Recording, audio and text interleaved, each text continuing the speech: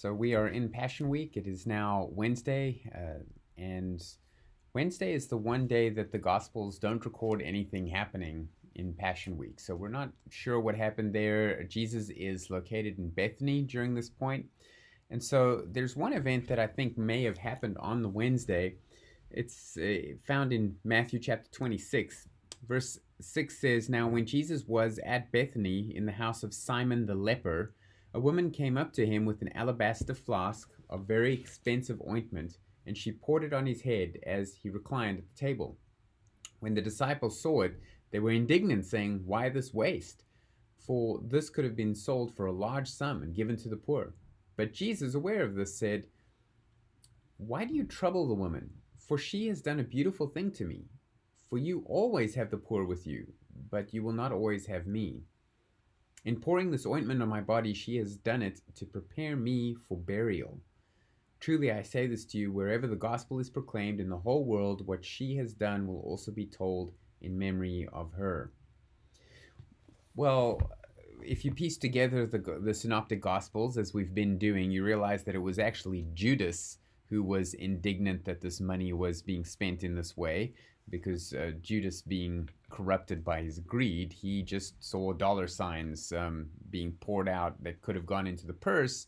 And in fact, we're told that he was pilfering the purse. So he was the treasurer who was pilfering the purse.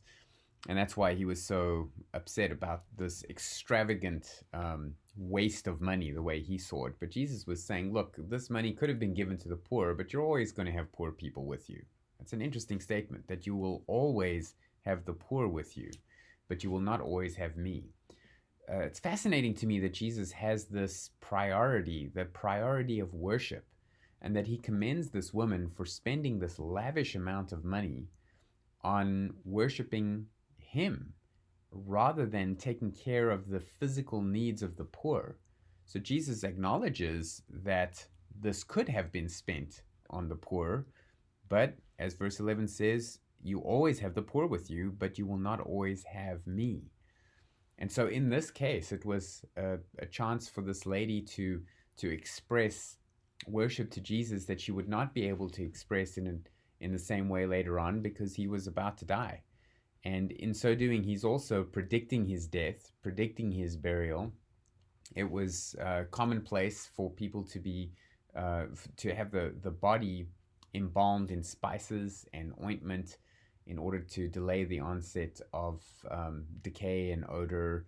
And many people were put in the same tombs.